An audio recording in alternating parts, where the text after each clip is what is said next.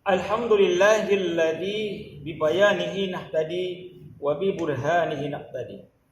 Nahmadullaha wa nasykuru ala fil zahiri wal khafi. Asyhadu an la ilaha illallah wahdahu la syarika lah wa asyhadu anna Muhammadan abduhu rasuluh. Allahumma shalli wa sallim ala nabiyil karim wa ala alihi wa sahabatihi ajma'in, amma ba'du. Fa ya ibadallah, usikum wa iyaya nafsi bittaqwallah faqad fazal muttaqun. Qala ta'ala fil kitabil aziz, a'udzu billahi minasyaitonir rajim. Ya ayyuhalladzina amanu la tattakhidul ladzina takhadhu dinakum qudwan wa la'iban minal ladzina utul kitab. Shadaqallahul azim. Kaum muslimin di salat Jumat yang dimuliakan oleh Allah Subhanahu wa taala. Pertama-tama marilah kita panjatkan puji dan syukur kepada Allah.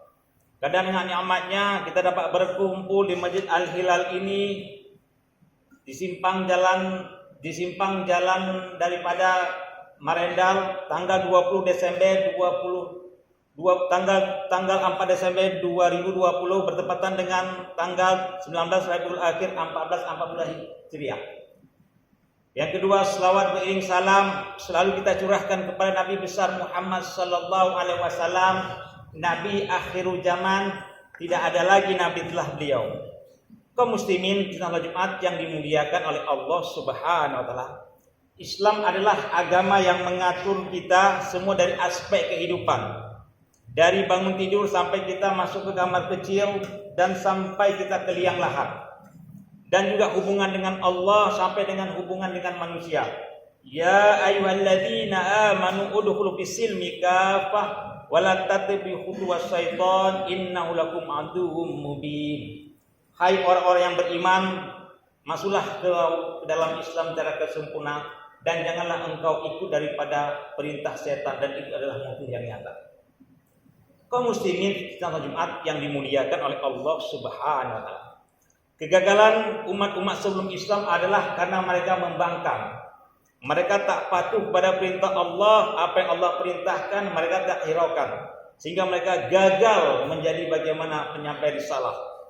Islam adalah bukan seperti rumah makan yang disajikan 5 menu, yang kita makan cuma 4, lalu kita letakkan yang satu, kita bilang saya tidak mau makan itu karena tidak cocok bagi saya. Bukan itu. Islam adalah bagaimana kita menyeluruh beriman kepada Allah dan Rasulnya.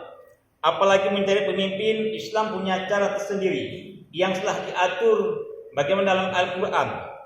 Kaum muslimin salat Jumat yang dimuliakan oleh Allah Subhanahu wa taala. Setelah Rasulullah wafat, maka merupakanlah para sahabat mufakat betul-betul menjadikan siapa yang cocok mengganti daripada kepimpinan Rasulullah sallallahu alaihi wasallam, maka adalah Abu Bakar. Kaum muslimin, begitu juga dengan sekarang berkumpul para ulama bermufakat, yaitu ulama yang bisa mencegah daripada perbuatan keji dan mungkar, untuk menjadi seorang pemimpin yang mampu menjalankan perda-perda syariah yang diinginkan oleh ulama dan umat Islam.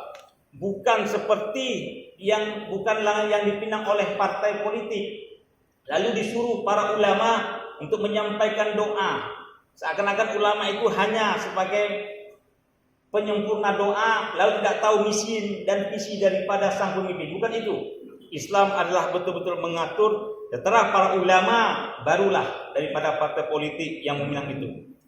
Kaum muslimin salat Jumat yang dimuliakan oleh Allah Subhanahu wa taala. Ada sentimen kadang-kadang jangan bawa-bawa agama dalam partai urusan politik ini. Urus saja sholat, puasa, haji. Orang yang begini yaitu orang yang sekuler. Dia lupa bahwasanya di bumi Allah ini dia hidup, dia penuh dengan aturan Allah Subhanahu wa taala. Dakwah mengajak amal ma'ruf, banyak orang tak marah, seperti berzikir, mengadakan sholat, mengadakan haji, umroh, tak pernah orang marah. Bahkan di zaman Belanda difasilitasi lagi orang-orang yang mau ke Mekah haji. Akan tapi Belanda tidak suka kalau dakwah yang nahi mungkar, mencari pemimpin dan segala macam, pasti semua akan kebakaran jenggot. Kaum muslimin salat Jumat yang dimuliakan oleh Allah Subhanahu wa taala. Padahal negara kita sudah mengatur Undang-Undang 1945 pasal 29 ayat 1. Negara adalah berdasarkan dengan ketuhanan yang Maha Esa.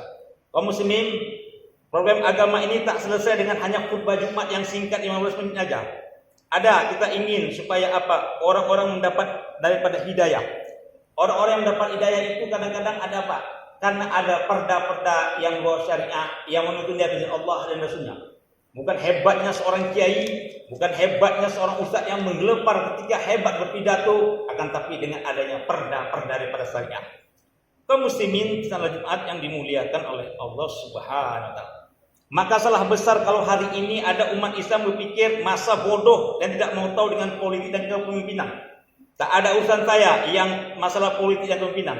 Yang penting bagi saya bagaimana saya sholat mantap, puasa saya oke, haji berkali-kali sudah cukup bagi saya. Tak peduli saya apa itu politik, apa itu yang memimpin bagi saya, sama saja itu. Ini yang orang ngomong gini tidak langsung dah mempercepat Islam pelan-pelan hilang di Indonesia ini. Kaum muslimin salat Jumat yang dimuliakan oleh Allah Subhanahu wa taala. Jadi kalau kita tak peduli dengan dinamika politik dan kepemimpinan, yang naik nanti ada orang-orang yang jahat, orang-orang sekuler, orang liberal, orang munafik, orang yang kafir yang tak sayang kepada umat Islam. Banyak kaum muslimin orang-orang yang jahat, mafia-mafia yang ada kepentingan menitipkan orang pilihannya setelah ia berhasil akan membagi-bagikan kekuasaan dan nanti tidak akan pernah sayang kepada umat Islam. Kaum muslimin, bahkan ada satu di daerah Indonesia ini, yaitu yang menghalalkan daripada minuman haram dihalalkan. Kenapa ini bisa terjadi? Apa tidak ada alim ulama? Ada alim ulama, tapi apa hendak dikata? Ketika perda itu sudah diketuk, alim ulama pun tidak akan bisa ngomong apa-apa. Kaum muslimin, sehebat apapun alim ulama, kiai, ustaz, ceramah hanya terbatas di masjid saja. Itu pun kalau ada yang datang. Kalau tidak, maka tidak akan pernah sampai dakwah itu. Tetap banyak alim ulama yang hebat ceramahnya, yang luar biasa dikagumi oleh masyarakat, akan tapi tak mampu menutupi tempat-tempat maksiat. Tapi kalau kita memilih pemimpin yang taat kepada Allah dan Rasulnya, kaum muslimin, dengan tanda tangan dan perda bisa ditutup yang namanya tempat maksiat. Kaum muslimin, seorang Anies Baswedan, Gubernur Jakarta, mampu menutup Alexis itu yang sudah puluhan tahun. Betapa banyak kaum muslimin, ustaz-ustaz daripada alim ulama sudah capek yang namanya ceramah untuk supaya menutup daripada Alexis, tapi tidak berhasil. Akan tetapi dengan seorang yang Anies dengan tanda tangannya mampu menutup daripada tempat maksiat. Ini menunjukkan apa?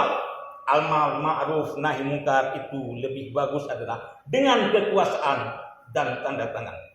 Kaum muslimin salat Jumat yang dimuliakan oleh Allah Subhanahu wa taala. Pemimpin yang dekat dengan Allah itu akan mengeluarkan apa? Perda-perda yang akan dibuat untuk apa? Untuk umat Islam. Yang pertama apa? Yaitu perda ekonomi umat. Kita ingin supaya apa? Umat Islam ini mampu bersaing dengan orang-orang lain. Tidak hanya hebat daripada Indomaret, tidak hanya daripada hebat daripada Alfamart yang telah menjamur luar biasa. Kita ingin memperdayakan ekonomi umat Islam ini kota Medan supaya bagus. Yang kedua adalah perda zakat. Bagaimana zakat ini bisa kita sosialisasi daripada gaji-gaji umat Islam yang ada di pemerintahan dipotong 2% untuk apa? Untuk membantu famili-familinya. Yang kedua adalah bagaimana yang kedua adalah perda pendidikan agama. Kita masukkan agama kaum muslimin apa itu? Yaitu Al-Quran, hadis daripada akhlak dan fikih. Supaya apa? Supaya anak didik kita tahu dia Tuhannya, tahu dia nabinya, tahu dia sopan santun kepada kedua orang tuanya. Betapa banyak hari ini orang yaitu tidak mengerti, hebat dia matematikanya, bahasa Inggris luar biasa, tapi kurang ajar dia sama orang tua. Apa ini yang kita inginkan? Revolusi mental? Tidak. Kita perlu agama yang mungkin sudah nomor 2 kan dalam pendidikan. Lalu kaum muslimin yang keempat adalah perda daripada makanan halal. Kita ingin kaum muslimin supaya ditata makanan halal. Kenapa? Betapa banyak kaum muslimin di lingkungan umat Islam di kota Medan ini banyak dijual produk makanan haram. Tapi kita tidak bisa berdaya pada di lingkungan kita. Kenapa? Karena tidak ada perda yang melarang itu. Dan ini harus kita upayakan. Banyak kita lihat warung-warung tua dan segala macam ini. Bukan tidak boleh. Boleh, tapi ditata. Jangan di tempat umat-umat Islam. Jangan dekat-dekat orang-orang yang beriman di situ. Karena apa? Ditata dengan yang baik sehingga tidak salah paham. Lalu kaum muslimin, yang keempat adalah perda daripada apa? Pemeliharaan hewan yang haram. Ditata supaya hewan-hewan haram tidak berkeliaran di lingkungan umat Islam, supaya tidak ada salah paham. Ini yang diinginkan daripada perda-perda, supaya apa? Toleransi agama bisa berjalan di Medan dan lebih luas lagi di Indonesia ini. Dan terakhir perda yang menentukan yang mencegah daripada amal ma'ruf nahi mungkar yang kita inginkan. Kaum muslimin tengah Jumat yang dimuliakan oleh Allah Subhanahu wa taala, mendudukkan orang yang baik di tempat yang baik, menjadi pemimpin yang baik, dan kebaikannya menjadi rahmat untuk kita semua. Bukan hanya untuk umat Islam, untuk seluruh orang-orang yang bukan agama Islam pun. Rahmat Islam ini untuk apa? Diatur supaya jelas, supaya tidak ada saling curiga mencurigai.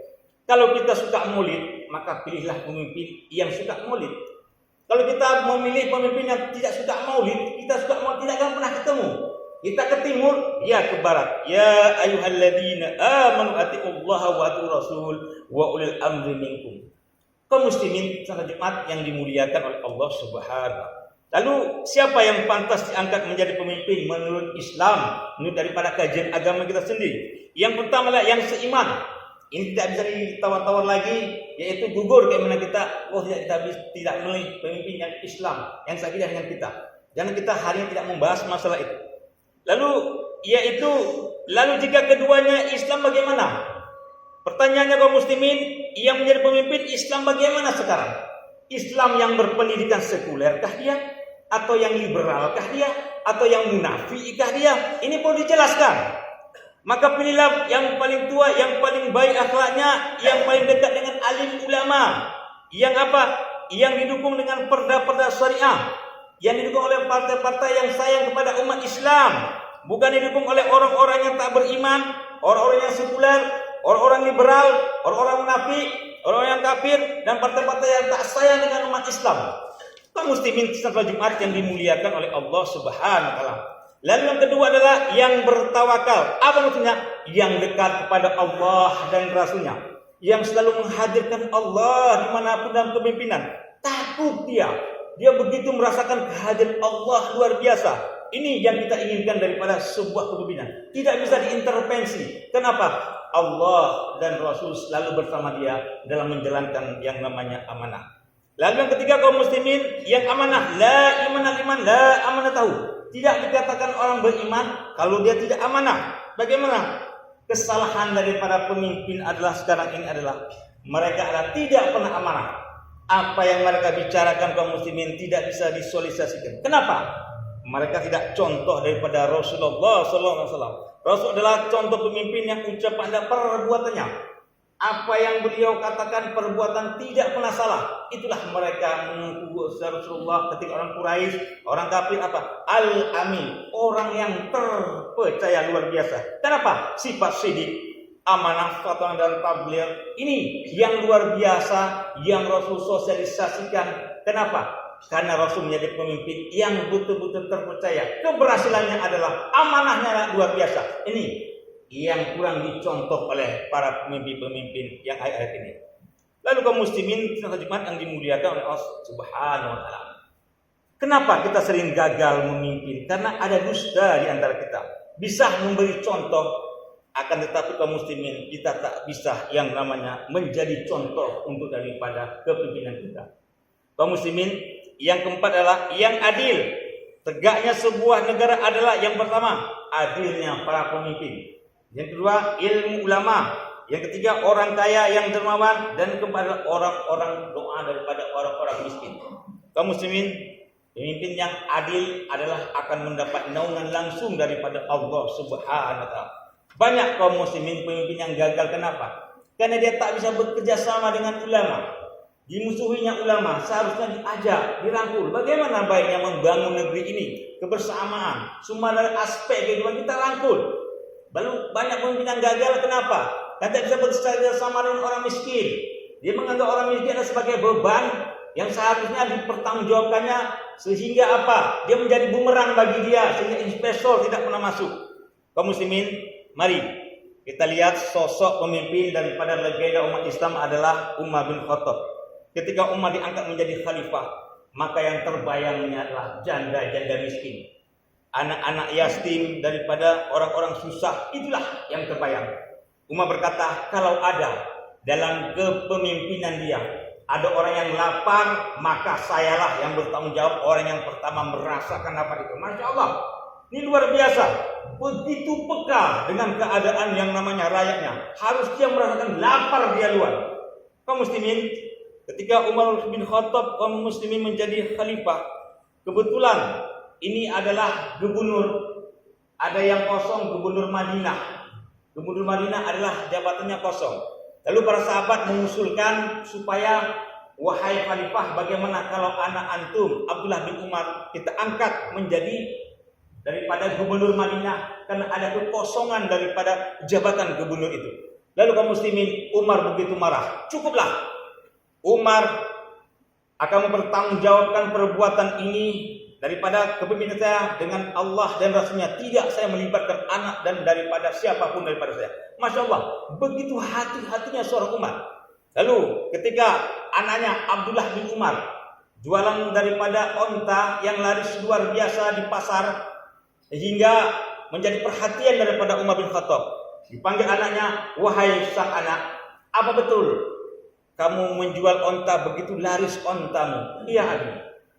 Wahai anakku, orang di sini memberi onta itu bukan karena hebat bagusnya onta-onta yang kamu miliki, tapi karena mereka melihat saya sebagai khalifah pimpinan di sini. Saya tidak ingin pertanggungjawaban ini akan dimurkakan oleh Allah dan Rasulnya. Mulai besok jangan lagi kau jualan onta. Masya Allah kaum muslimin, begitu hati